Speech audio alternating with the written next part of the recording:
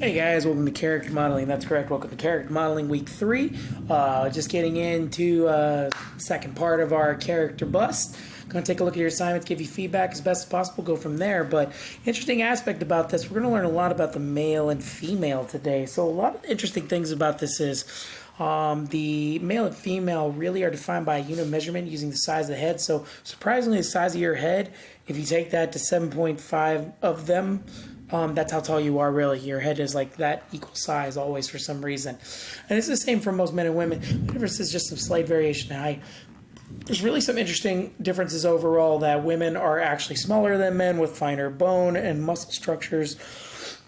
The widest point also of a man is at the shoulders, but for a woman is more generally at the hips. That's why you have the upside down triangle versus the pear shape. And due to the ability to bear children, the abdomen of a woman is structured differently than that of a man. And naturally, higher percentage of body fat is found in a female than a male because of that natural genetic case of being able to give birth, and that's really huge in that concept. And you have to keep in mind when you're taking a look at this and you're adding a male or a female aspect persona to your character, you want to make sure that, like, if you're going male, you have more angles in the edges and the chins, lips, and ears. Top of the edges have more of a straight brow, and the brow is more pronounced forward a little bit. Unlike females, we tend to have curves in the lips, chins, and ears. More rounder facial features. Top of the heads are smoother.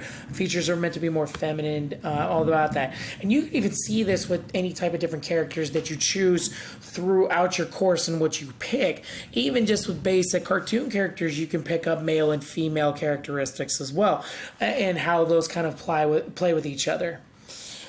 Keep that in mind when you're designing your characters and how your characters go with that, and where they're from and their design, because you want to apply that methodology to those characters as well. So what's next? What's coming up? So let's take a look at that real quick. So overall, got a couple things going down. All right, so boom, boom. We got a couple of things. You have a discussion assignment this week. Initial post due tomorrow. Reply to post due Saturday. So I'd like you to perform internet search of 2 images. Find a close person's face up close, and then find one of their whole body. Same person, and I want you to find a person that displays some of the opposite gender marker and things like broad shoulders of a woman or square jaw of a man, and give some full examples of that. Post the images along with an explanation of both sets of features you see as male or female, and deliver a final verdict of masculine or feminine based only on the shape and the general rules of anatomy you learned in this module's lessons. 2 points per each image. One of the close-up of the individual of the face, or one of the far of the whole body, and then a paragraph each of the explanation as to what features look masculine or feminine and why, from the whole body perspective and just in the facial perspective. 1 paragraph each will work really well, so that way you hit your 2 paragraphs. That'd be perfect. And then for your reply post, you reply to mine. If you agree or disagree with the post, please give examples, and please give about 2 paragraphs worth of feedback. If you add more to the post or challenge it a little bit more, I'll even give you more and really add to that, really specifics to that. And then finally, for the assignment this week, it's just to get your character bust to 70%. So I want to get you about 60-70% done.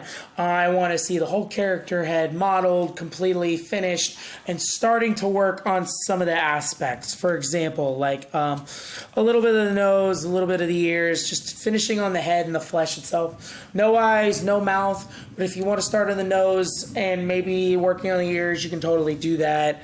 Or if you want to start on the eyes or the mouth, anywhere portion, but I really like to finish that off. Don't worry about hair or anything. We'll do that later. It's not a problem. Again, updated JPEG showing a front image and a side image, and that should work out pretty well. Other than that, that's all I got, my friends. Keep that in mind. This is due on Sunday. Initial post for your discussion due Tuesday. Reply post Saturday. If you have questions, comments, concerns, let me know. And that's all I got. Be safe, have fun, enjoy, take it easy. Talk to you later. Bye-bye.